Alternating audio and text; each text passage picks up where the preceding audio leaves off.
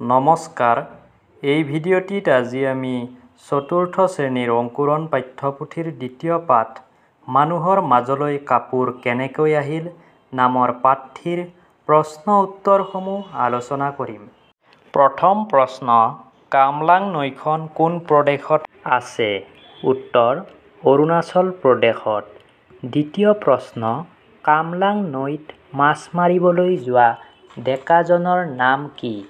উত্তৰ, কামলাং নৈত মাছ মাৰিবলৈ যোৱা ডেকাজনৰ নাম হ'ল কোৱানচা। তৃতীয় প্ৰশ্ন, কোৱানচাই কামলাঙৰ পানীত কি পাতি থৈছিল? উত্তৰ, দলঙা পাতি।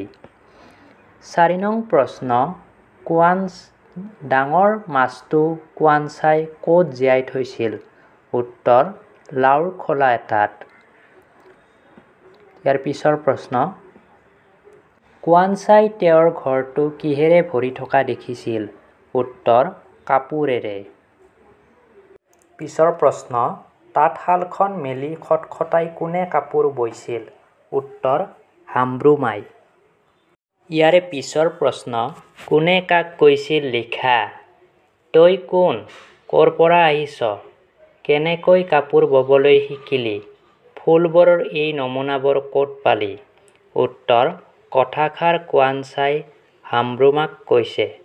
খ নং প্ৰশ্নটিত দিয়া আছে, পৃথিৱীৰ উপকাৰ হ'ল আদিমানৱী নিমকেৰ মনোবাঞ্ছাও পূৰ্ণ হ'ল। উত্তৰ, এই কথাষাৰ হাম্ব্ৰুমাই কোৱানচাক কৈছিল। ইয়াৰ পিছত আছে বাক্য ৰচনা।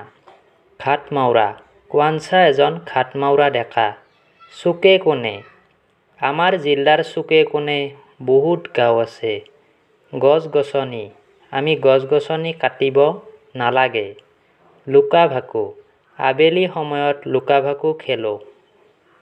ইয়াৰে পিছৰ প্ৰশ্ন দিয়া আছে, পাঠটোৰ পৰা যুক্তাক্ষৰযুক্ত শব্দবোৰ বাছি উলিওৱা।